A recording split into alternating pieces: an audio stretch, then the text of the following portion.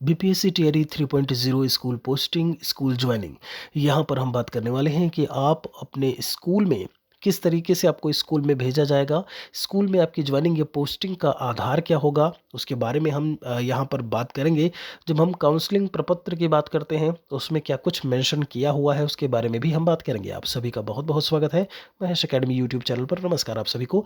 यहाँ पर ध्यान दीजिएगा, तो हमने एक शब्द लिखा है रैंडमाइजेशन के आधार पर होगा स्कूल आवंटन।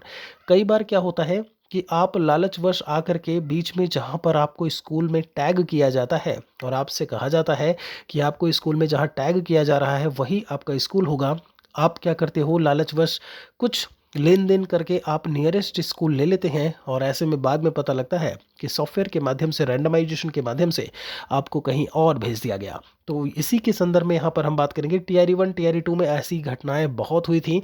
यहाँ पर ध्यान दीजिएगा, जब आपका स्कूल पोस्टिंग की बात करें, अभी डॉक्यूमेंट वेरिफिकेशन, आपकी ट्रेनिंग की बात हो जाएगी, ट्रेनिंग के बाद स्कूल टैगिंग और स्कूल टैगिंग के बाद कहीं ना कहीं आप रैंडमाइजेशन के आधार पर स्कूल पोस्टिंग आपको देखने को मिलेगी। एक चीज़ याद रखिएगा, जिस स्कूल में आप टैग किए जाएंगे वहाँ पर नगण्य संभावना है, शून्य संभावना है, मतलब आप समझिए एक तरीके से संभव ही नहीं है कि आपको वही स्कूल जो है वो मिले।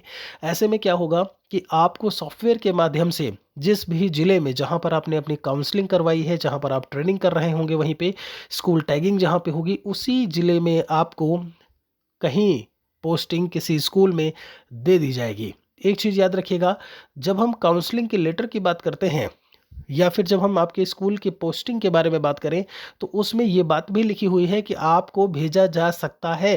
तो उसमें ये है कि अगर यहाँ पर सीटें कुछ इधर उधर होती हैं, नंबर ऑफ सीट्स की बात करें, अगर कुछ भी इधर उधर होता है तो आपको नियरेस्ट ज़िले में भी जो है आपको पोस्टिंग दी जा सकती है, लेकिन इसकी संभावना बहुत कम है, बहुत कम, वास्तव में बहुत कम है। ऐसा नहीं होता है, क्योंककि जब आपको डीबी के लिए, ये मैं इसलिए बोल रहा हूँ क्योंकि उनमें इन्होंने मेंशन किया हुआ है लेटर में, और ये पत्र हमने आपको एक बार दिखाया है बीपीएससी टीआरई 3.0 काउंसलिंग वाले, आप प्लेलिस्ट में जाएंगे तो आपको वीडियो में मिल जाएगा। तो ये चीज़ याद रखिएगा, संभावना ज़रूर है, लेकिन आपको उसी आधार पर उस ज़िले में भेजा गया है कि आपकी इतनी सीटें रिक्त हैं, आप यहाँ पर अपना डॉक्यूमेंट वेरिफिकेशन करवाइए, आप अपनी यहाँ से ट्रेनिंग लीजिए, स्कूल टैगिंग होगा और फिर आपको उसी स्कूल में जो है वो पोस्टिंग दी जाएगी। एक चीज़ याद रखिएगा, 2 दिन का समय होता है, 2 दिन में आपको स्कूल में जा करके ज्वाइन करना होता है। उसमें पत्र कैसे लिखते हैं, क्या कुछ प्रक्रिया होती है, उसके बारे में भी बात करेंगे।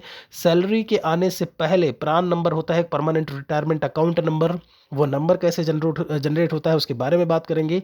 उसके बाद आप एनपीएस में जो नई पेंशन योजना है उसमें आप कैसे जुड़ते हैं, उन सभी के बारे में हम चर्चा करते रहेंगे। फिलहाल के लिए आपका कोई सवाल है तो कमेंट में लिखिएगा ज़रूर।